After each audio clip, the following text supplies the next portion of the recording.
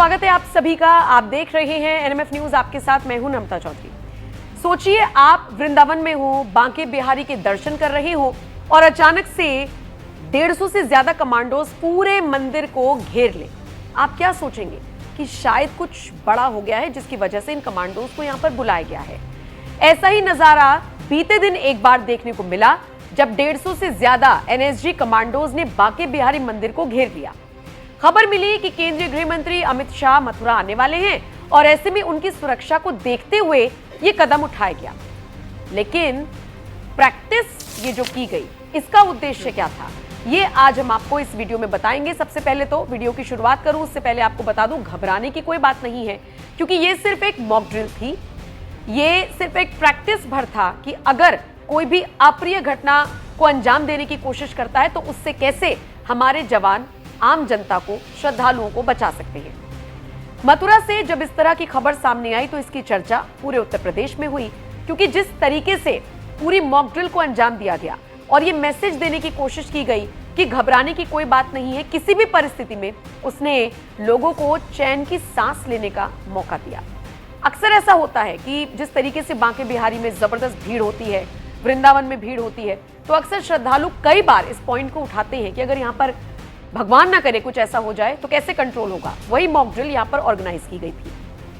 मैंने जिक्र किया केंद्रीय गृह मंत्री अमित शाह का, वो मथुरा आने वाले हैं। कब आएंगे इसको लेकर अभी पुष्टि नहीं है, तारीख का ऐलान नहीं हुआ है, लेकिन आएंगे ये तय है। उससे पहले ये मॉक ड्रिल ऑर्गेनाइज की गई जिसमें कि साफ तौर पर देखा जा सकता है कैसे एनएसजी कमांडोज भारी संख्या में पहुंचते हैं, बांके बिहारी मंदिर को घेर लेते हैं और उसके बाद कैसे कैसे वो लोगों को बचा सकते हैं, इस चीज को वो अंजाम देते हैं।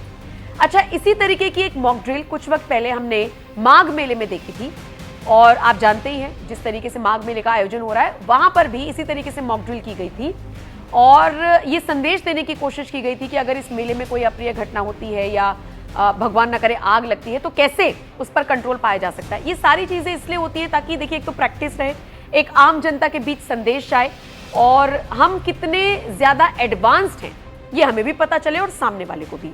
बहरहाल अगर बात करें इस मॉक ड्रिल की, इसका उद्देश्य क्या था, कैसे एनएसजी कमांडोज आए, आइए एक एक करके मैं आपको विस्तार से बताती हूँ।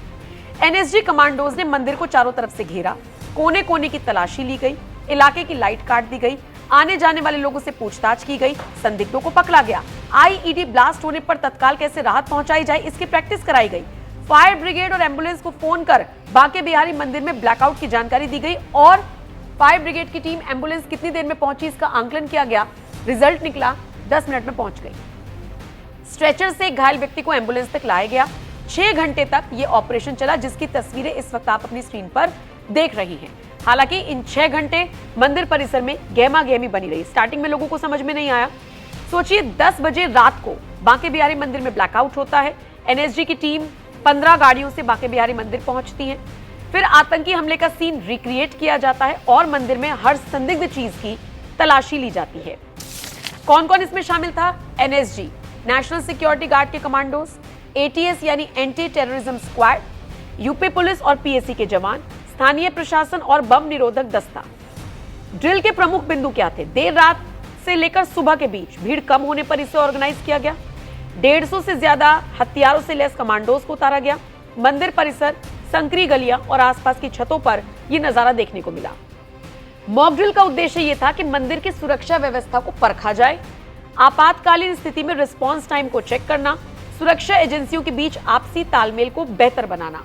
मतलब एक कोई भी टीम पहुंच जा रही है, दूसरी टीम ना पहुंच पाए तो जाहिर सी बात है राहत बचाव कार्य कैसे होगा। इसीलिए आपस में कोऑर्डिनेशन कितना है टीम्स के बीच में, कितना वक्त लग रहा है उन संकरी गलियों में एम्बुलेंस को निकलने में, फायर ब्रिगेड की गाड़ियों को निकलने में, ये सारी चीजें प्रैक्टिस के तौर पर रखी गई। कुछ सीन्स को रिक्रिएट किया गया और उसके बाद जो वीडियो निकलकर सामने आया वो आपके सामने है। अच्छा, ऐसा ही वीडियो जैसे कि मैंने बताया माघ मेले से भी सामने आया था, कैसे 180 सेकेंड में आग पर वहां पर काबू पा लिया गया था। आइए उसका भी वीडियो देख लीजिए।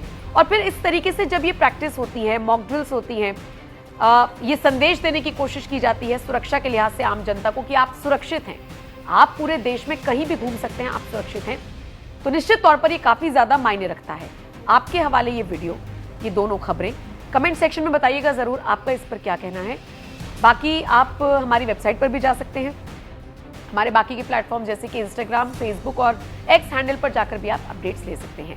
बहुत बहुत शुक्रिया इस वीडियो को देखने के लिए। नमस्कार, एनएमएफ न्यूज़ देख रहे हैं आप। मैं हूं आपके साथ विवेक। माघ मेला 2026 की शुरुआत हो चुकी है और 3 जनवरी से लेकर अगले 44 दिन तक यह माघ मेला चलेगा। करोड़ों श्रद्धालु एक तरीके से प्रदेश के अलग अलग कोने से आएंगे, माँ गंगा की डुबकी लगाएंगे। लेकिन ये मेला जिस तरीके से प्रत्येक वर्ष चलता है, उसमें सबसे बड़ी जो जिम्मेदारी होती है वो प्रशासन की होती है कि कैसे किस तरीके से यहाँ पर सुरक्षा व्यवस्था को जो है मैनेज किया जाए, कैसे किस तरीके से किसी भी तरह का अगर कोई भी इंसिडेंट होता है या कोई घटना घटती है तो उस पर कैसे कंट्रोल किया जाए। अभी आप देखेंगे तो यहाँ पर फायर विभाग के कुछ अधिकारी नज़र आ रहे हैं। थोड़ा मैं चाहूँगा कि कैमरा पर्सन इधर आएँ और दिखाएं कि कैसे किस तरीके से अभी बातचीत चल रही है। देखिए, कैमरा पर्सन दिखाएं कि किस तरीके से यहाँ पे जो भी अधिकारी पुलिसकर्मी आपस में बातचीत कर रहे हैं और कैसे इंस्टेंट यहाँ पर किसी भी तरह की आग लगने पर या कोई भी घटना घटने पर कैसे उस पर काबू पाया जा सकता है। देखिए, एक चीज़ आपको बता दें कि यहाँ पर अभी थोड़ी देर बाद मॉक ड्रिल होने वाली है और आपको बता दें कि यहाँ पर अभी जो ये टीम अग्निशमन की यहाँ पर मौजूद है, वो टीम 180 सेकंड के अंदर किसी भी तरह के आग लगने पर उस पर काबू पा सकती है। और ये जो बीच में रखा गया है, अभी इस पर एक मॉक ड्रिल होगी और मॉक ड्रिल जो करेंगे वो फायर विभाग के जितने भी लोग हैं, वो कर्मचारी या जो भी अधिकारी लोग हैं, वो करके दिखाएंगे कि आखिर किस तरीके से कैसे यहाँ पर ये सब कुछ कंट्रोल किया जा सकता है। ये माघ मेला का प्रांगण है और बेहद ख़ास है। ये चाहूँगा कि दिखाते रहे इस फुटेज को थोड़ा सा आगे जा कर के और कैसे किस तरीके से यहाँ पर। और आपको एक आंकड़ा भी हम आपको बता दें कि इस माघ मेले में आग लगने की घटनाओं की रोकथाम के लिए अग्निशमन विभाग की पूरी तैयारियां हो गई हैं और कुल 20 फायर स्टेशन स्थापित किए गए हैं, 7 फायर चौकियां और 20 वॉच टावर बनाए गए हैं। इसके अलावा 775 से अधिक अधिकारी फायर ब्रिगेड के यहाँ पर तैनात हैं, 625 मेला क्षेत्र में। इसके अलावा रेलवे स्टेशनों और बस अड्डे पर 150 फायर कर्मियों को मिलाकर कुल 775 का ये आंकड़ा है। प्रदेश भर में 170 फायर टेंडर की गाड़ियां मंगाई गई हैं, जिनमें 45,000 लीटर की बड़ी फायर टेंडर और 25,000 लीटर की छोटी फायर टेंडर की गाड़ियां भी शामिल है। इसके अलावा तमाम तरह की बाइक भी मौजूद है, जो फाइटिंग बाइक है, जो हर फायर स्टेशन में मौजूद रहेंगी, ताकि किसी भी तरीके का अगर कुछ भी घटना घटती है तो उस पर काबू पाया जा सके। माघ मेले में battery operated 2 all terrain vehicle भी मंगाए गए हैं। तो एक तरीके से कहा जाए तो जो अग्निशमन विभाग है वो पूरी तरीके से मुस्तैद है, वो पूरी तरीके से तैयार है कि आखिर किस तरीके से कैसे आग पर काबू पाया जा सकता है। क्योंकि आपको बता दें कि यहाँ पर पिछले वर्ष एक बड़ी घटना घटी थी, जब महाकुंभ चल रहा था उस दौरान बड़ी घटना घटी थी।